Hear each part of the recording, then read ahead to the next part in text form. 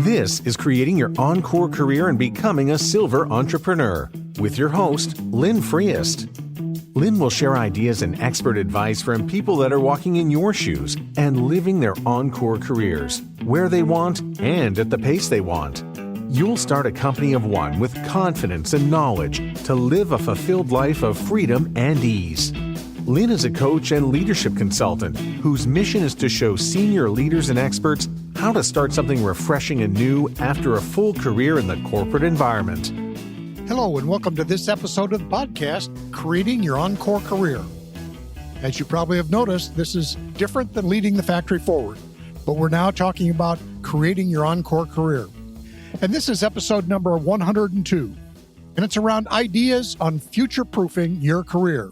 And this holds true for anybody in today's world, but certainly for those who want to be encore career people. Now, my goal is to help you create a compelling future for yourself in an encore career, or as I like to say, a silver entrepreneur. I will also share ideas on how companies can connect with the talent that you can provide for them. I always encourage you to visit my website and download the summary at the bottom of the podcast episode, and then use this as a tool to capture notes as you explore the ideas in this episode. Today, we're going to be talking about a book called Future Proof, Reinventing Work in the Age of Acceleration. The author is Diana Wu David. Now, she has a lot of experience with Financial Times and also a lot of experience in Asia. So she brings, I think, an interesting perspective on how things are going to be changing going forward. The key theme in her book is you need to try to invest in yourself. And she offers a process of 4 steps for you to do that. The first is to experiment, try out new things, new ideas, new technologies in particular. Then reinvent, rethink how the work you've done in the past can be applied to the future. And I think this is especially relevant for encore entrepreneurs. And then she talks about collaborating. We do this all together, especially in times of great change. You really need to be learning as a group and learning with others. And then finally, she talks about finding focus. And that's focus on the whole you, not just on your work you, but your home you, all those kinds of things. But find a focus and don't be distracted by all the change that's going on. She uses an interesting quote from a man by the name of David Brooks, and it says, "We're all walking in shoes that are too small for us." And so she says, especially for people who have gotten stuck in the corporate life, we could be doing so much more, but we're stuck in some of the things that go on that make corporations successful, but don't necessarily make us successful.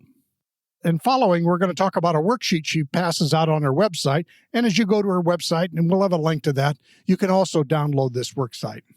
And this worksheet she offers is 11 questions to help you consider whether you are future-proof. So there are 11 things that we'll talk about here just to, give us an idea of that. The first one revolves around disruption. And she says, am I prepared to take advantage of the opportunities that technology, globalization, and longevity will bring? Now, if you know me, I've talked about some of these in the past, where all of a sudden we're living longer lives, longer, healthier lives. So we have a longer period of time to do things, whatever it might be. Also, globalization. We live truly in the global village. Whatever we're doing, people in Asia, South America, Europe are also doing. So we have to be prepared to work and live in that global village. And then finally, the big one, technology. It's changing rapidly. We really have to be perpetual learners to keep up. It's not that we have to learn how to do everything that comes on, but we really have to keep an eye on it and be prepared to do it as best we can. The next disruption, the thing you have to consider as to whether you're future-proof or not, is values. And she says, do I know my values and priorities for this week, month, year? And I've prioritized my activities accordingly. I know another author says is, who you are is how you spend your time. So however you're spending your time, that's really going to be a determinant of who you are. Does that represent your values or does it not? If you have a value to be a caring husband and father, is that how you're spending your time?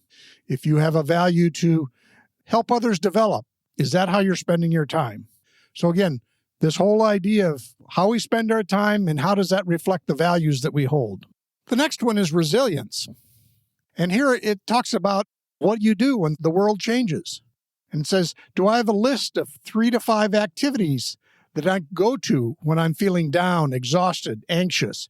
In other words, how do I replenish myself? Do I take a long walk? Do I listen to some music? Do I have a strategy to replenish my well-being when things do go wrong, which inevitably there's going to be disruptions in life?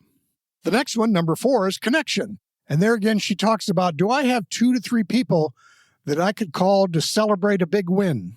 And also, do I have 2 to 3 people I could call in the event of a disaster, death of a loved one? She calls them as the 3 a.m. friends. Who would you call at 3 a.m. when something disruptive has happened in your life? Then number 5 is commitment. And that is, do I have the beliefs that I would fight to protect and which I contribute to or engage in every year? What am I committed to? What are the things that I will support, work on, pay attention to, keep going back to, and engage with each and every year? And I think of this as people are selecting their encore career. Have you thought about, okay, what is it I want to do for 3, 5, 10 years? It's not just what I want to do for the next few months. We do have to plan actions in the short-term time frame, but we also have to say, what am I committed to over the next several years? And if we're in our 60s or even 70s, that could be our next 20 years. So I have to think about what it is I'm going to commit to over a longer period of time. Following that is learning.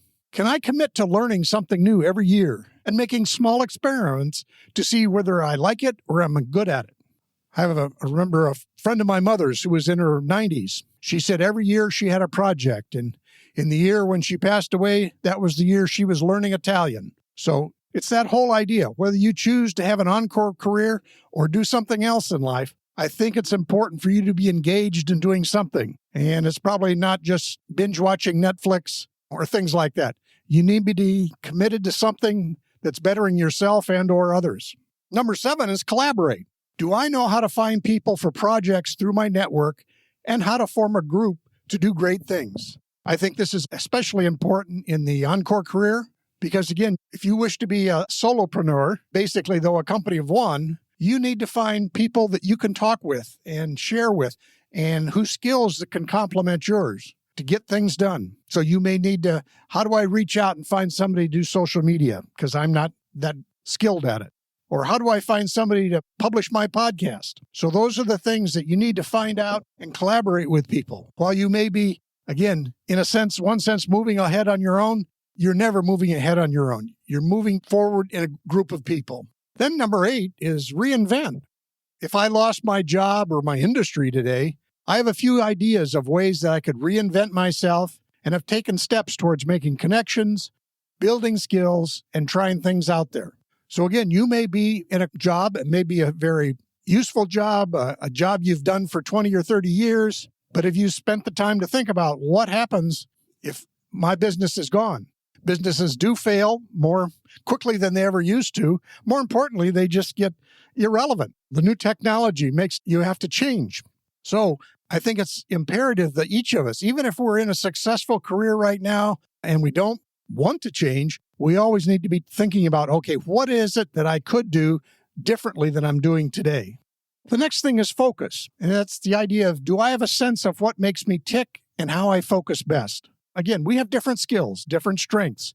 There are different things we do. And it may just be your personal preference. So if I'm a speaker, or if I'm a writer, or if I'm a teacher, can I focus on those things that I guess build up my energy as opposed to drain me? There are other things that we might be good at, but they just drain us. So this whole idea of, do I know, one, what I can focus on and where is my most energizing focus at? The 10th one has to do with success. Have I reflected on what success means to me today, what it's going to mean in 5 years, what it's going to mean in 20 years, and what will it mean in my eulogy? So this whole idea of what is success? Is it money? Is it positions? Is it power? Is it leaving a legacy? Is it, what do I want people to talk about at my funeral? This is how they knew me. This is what they thought they miss about me. Think about those things. What do I call success? And it could be it changes over time. It could be accumulating money is more important earlier in your life or even later in your life. But maybe accumulating time with your family, all these things can change. And you just want to be thinking about it. And I think it's really helpful if you can be very intentional about it. Then the 11th one is rebalance. Can I review what I do on a quarterly or half-year basis to make sure I'm spending time on what's important to me? And that goes right back up to some of the stuff we said earlier. How you spend your time is really going to determine what your outcomes are, what you become. So have you got a plan to say, in the next 3 months, 6 months, how am I going to literally spend my time? And does that reflect back on what my values were, what my intentions were? Does it reflect on my long-term plan? Another author said, we overestimate what we can do in 1 year, but we tend to underestimate what we could do in 5 years. So even at the stage of the Encore career, you could make significant progress in 5 years on something that you wouldn't have thought of maybe. But again, you're probably looking at a little bit longer horizon than maybe our fathers and grandfathers did. So that wraps up the 11 things that Diana Wu David shared in her book and her handout for Future Proof.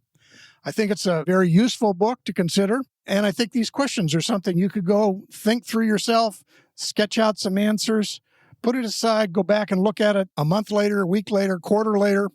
But I think keeping these questions in front of you is probably a pretty valuable thing to do. So that'll wrap it up for this time. Again, my deepest thanks to you, my wonderful listeners, and I humbly appreciate that you've chosen to spend this time with me.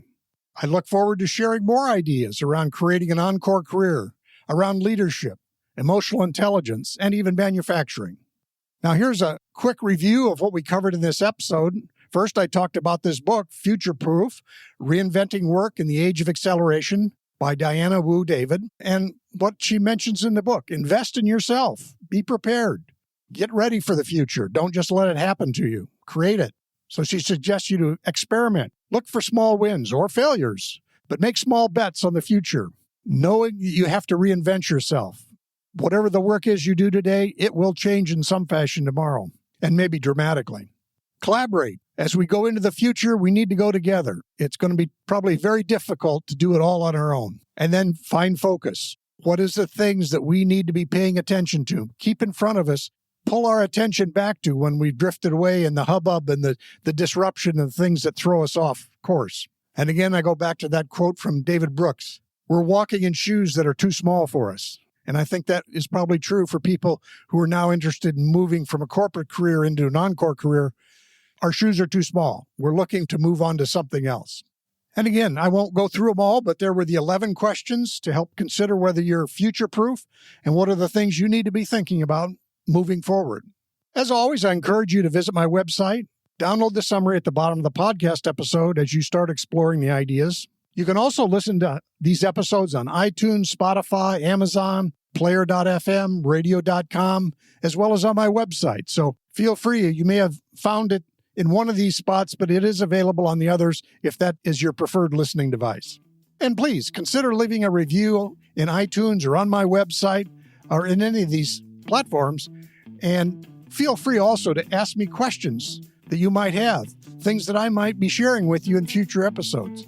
Always look forward to hearing back from you, my loyal listeners. And again, my goal is to help you work where you want, work when you want, and work at the pace you want in having your encore career. Thanks for listening, and we'll see you next time. On the show notes will be links to both my website and also Diana Wu David's website. Thanks again.